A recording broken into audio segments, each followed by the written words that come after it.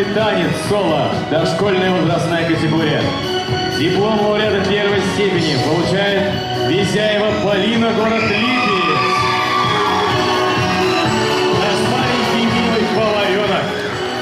Друзья, еще раз напомню всем тем, кто вышел сюда сейчас на сцену. Получаем дипломчики, выходим на сцену и смотрим объектив нашего